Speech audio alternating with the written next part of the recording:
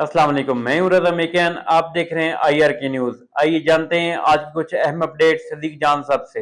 PTI ने बहरहाल बहुत एहतजाज किया। ये फ़हीम अख्तर मलिक साहब ने सारे उनके नारे पीटीआई के ट्वीट किए हुए हैं कि मरीम का चाचा चोर है, और बहुत सख्त और नारे भी लगे और इमरान खान के हक़ में भी नारे लगे। इसी तरह से आज सरकारी मुलाजमीन ने बाहर जो है वो एहतजाज किया, और उसमें कुछ सरकारी मुलाजमीन ने ऐसी गुफ्तगू और नारे लगाए, वो भी मैं यहाँ जो है वो बयान नहीं कर सकता।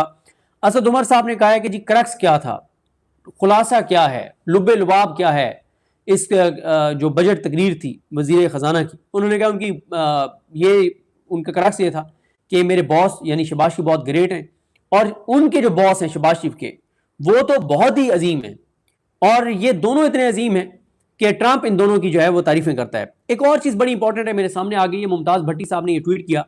उन्होंने कहा कि बेहतर है कि आप GHQ में ये बजट पेश करवा देते। उन्होंने लिखा क्या कि बजट पेश करने के लिए बाकायदा कर्फ्यू का मंजर था। मारगला रोड एंट्री बंद, मैरिट एंट्री बंद, डी चौक एंट्री बंद, नादरा की तरफ से एंट्री वैसे ही बंद रहती है। एक एंट्री सरीना की खुली रखी गई थी, और सिंगल लेन में गाड़ियों की लंबी कतारों पर हर बंदा एंट्री के बगैर नहीं जा सकता था। वो इस्लामाबाद पुलिस, पंजाब पुलिस, बख्तरबंद गाड़ियाँ, APC वैन्स, और फिर पूरे पाकिस्तान से सहाफ़ियों को बुलाया गया था, खर्चा किया गया था, लेकिन वो पहुंच ही नहीं सके। उन्होंने कहा इस तरद्दुद की क्या ज़रूरत थी। उन्होंने कहा कि बजाय इजलास कौमी असम्बली के आप GHQ इनको बुलाते और ये वहाँ से बाहर आके ऐलान कर देते कि ये बजट है।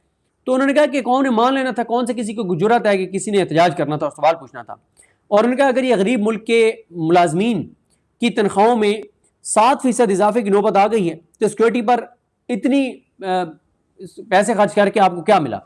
उन्होंने कहा कि इस पार्लियामेंट को क्या होना था, जिस पार्लियामेंट को आपने आज जो है ना वो कर्फ्यू वहाँ पे लगा दिया और ये सारी चीज़ की गई, और रेंजर्स और पुलिस और इतना खर्चा आपने करोड़ों रुपए लगाया, किस चीज़ का आपको खौफ था, कौन सा क़यामत आनी थी। और उन्होंने कहा कि इनके चाले ठीक नहीं है, उन्होंने तंजिया लिखा है, और उन्होंने कहा काम के ना काज के, वैरी अनाज के।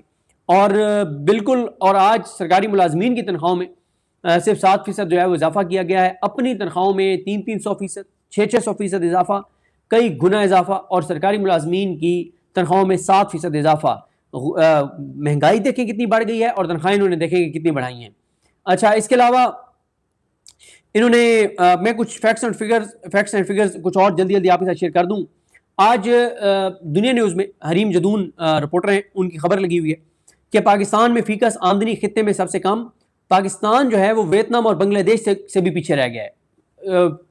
जो हर पाकिस्तानी की आमदन है उसमें खित्ते में पाकिस्तान सबसे पीछे है। वियतनाम और बांग्लादेश भी पाकिस्तान से आगे हैं। औरंगजेब साहब कहते हैं कि पाकिस्तानी मीशत ने बेहतरीन कारकर्दगी दिखाई है। अच्छा, फिर एक और खबर कि इक्तिसादी सर्वे रिपोर्ट से सामने आई है कि अदम मसावात जो है वो 28.4% से बढ़ के 32.7% हो गया है। गरीब गरीब से गरीबतर हो रहा है, अमीर अमीर से अमीरतर हो रहा है। अमीरों के अशराफिया के लाइफ स्टाइल में उनको जो चीज़ें अवेलेबल हैं, जो सहूलियात मुयसर हैं, और गरीब को का जो एहसास महरूमी है, इसमें फ़र्क बढ़ता चला जा रहा है, और ये फ़र्क बहुत खौफनाक है। और ज़ाहिर तंग आमद फिर बजंग आमद होती है। मुदस्सिर अली राना की खबर के मुताबिक 2018 के 7 साल बाद गुर्बत की शरह में इतना बड़ा इजाफा रिकॉर्ड किया गया इस साल।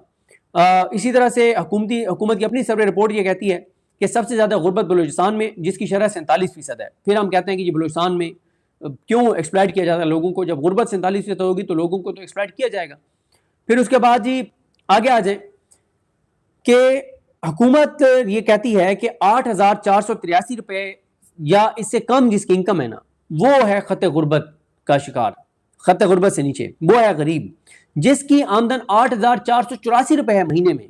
जिसकी आमदन, दोबारा सुनिए, तवज्जो कीजिए, 8,424 रुपये जिसकी आमदन है महीने की, वो गरीब नहीं है। हुकूमती तारीफ के मुताबिक गरीब वो है जिसकी माहाना इनकम 8,423 रुपये है या इससे कम है, और इनकी तादाद हुकूमती रिपोर्ट के मुताबिक बनती है 7 करोड़ से ज़ायद।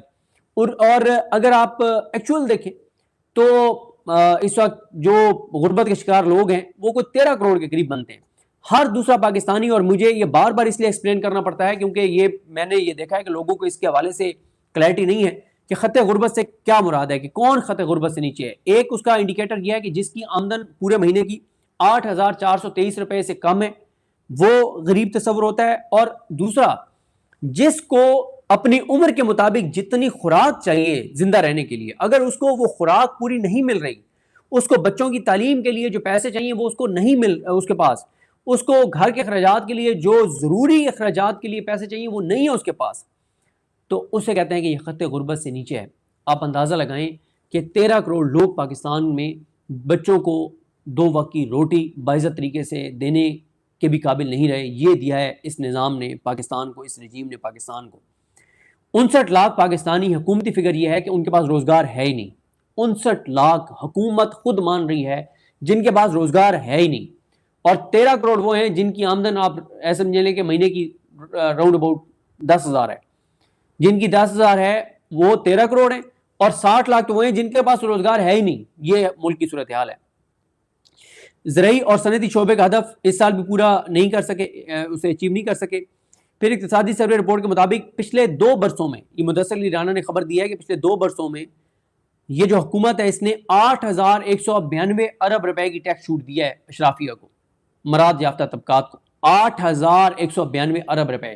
یہ 8,192 ارب کی اگر چھوٹ نہ دیتے اور ان سے ٹیکس لیتے تو عوام سے جو 2,200 ارب روپے آئی پی پیز کا، نہ وہ عوام سے لینا پڑتا، نہ پیٹرولیم لیوی کی ماد میں جو 1,700 ارب روپے اکٹھا کیا نہ وہ لینا پڑتا، اور پتہ نہیں کتنا ریلیف پاکستان کے لوگوں کو مل سکتا تھا 2 سال میں اگر 8,192 ارب روپے کی ٹیکس چھوٹ جو ہے وہ نہ دی جاتی. ایک اور خبر جی ایکسپریس نیوز نے یہ لگائی ہے کہ پچھلے 1 برس میں ابتدائی تعلیم کے شعبے میں 3 سے 5 سال کے بچوں کے اسکولوں میں داخلے کی شرح میں 9.9% کمی ریکارڈ کی گئی ہے. 2.5 کروڑ بچہ جو پہلے اسکول سے باہر ہے اس کو تو لانا دور کی بات ہے، جعلی فگرز میں تو یہ کافی بچوں کو لے آئے ہیں، لیکن جو روٹین میں بچوں کا ایڈمیشن ہوتا تھا وہ بھی نہیں ہو رہا، لوگ افورڈ ہی نہیں کر. اچھا اس کے بعد جی انہوں نے ایک تحریر شیئر کی ہے، یہ صحافی اکرم خان صاحب کی ہے، طاہر نعیم ملک صاحب نے، کہ حکومت نے معاشی استحکام ثابت کرنے کے لیے 370 صفحات کے اقتصادی سروے میں 102 مرتبہ لفظ استحکام استعمال کیا ہے. حکومت اور قوم کو استحکام کی ناٹ آؤٹ سینچری مبارک ہو، لیکن حکومت نے یہ اکلوتا ریکارڈ ہی قائم نہیں کیا، بلکہ ریکارڈ شرح نمو میں کمی، ریکارڈ قرضے، ریکارڈ غربت، ریکارڈ مہنگائی، ریکارڈ بلند ٹیکس کی شرح، ریکارڈ روپے کا گرنا، ریکارڈ ٹیکس آمدن میں کمی، ریکارڈ صوبوں کے ترقیاتی بجٹ میں کمی، ریکارڈ سرمایہ کاری میں کمی، ریکارڈ صنعتوں کی بندش، ریکارڈ بجلی کے نرخ، ریکارڈ درآمدات میں اضافہ، برآمدات میں کمی سے ریکارڈ تجارتی خسارہ بھی ریکارڈ ہی ریکارڈ ہیں. یہ جناب صورتحال ہے. اور آخر میں یہ ذکر کر دوں کہ یہ اس پہ چلیں آتے ہیں سینیٹر مشتاق صاحب کے ٹویٹ پہ. اچھا اسی طرح سے محمد زبیر صاحب نے کہا ہے کہ شہباز شریف نے کیبنٹ سے کے اجلاس سے خطاب کرتے ہوئے کہا کہ یہ ہمارا 3را بجٹ ہے. انہوں نے کہا یہ جھوٹ بول رہے ہیں، یہ ان کا 5واں بجٹ ہے. پھر انہوں نے بھی یہ لکھا ہوا ہے کہ پر کیپٹا انکم جو ہے انہوں نے کہا کہ جو انہوں نے نکالی ہے وہ بھی غلط نکالی ہے، کیونکہ انہوں نے نکالی ہے 24 کروڑ لوگوں کی کے مطابق 24 کروڑ 70 لاکھ، حالانکہ جو آبادی ہے وہ 25 کروڑ اور 30 لاکھ ہے. تو ناظرین یہ تھی آج کی اہم اپڈیٹس جو آپ نے جانی صدیق جان کی زبانی. اسی کے ساتھ اپنے میزبان رضا میکن کو اجازت دیجیے. اللہ حافظ.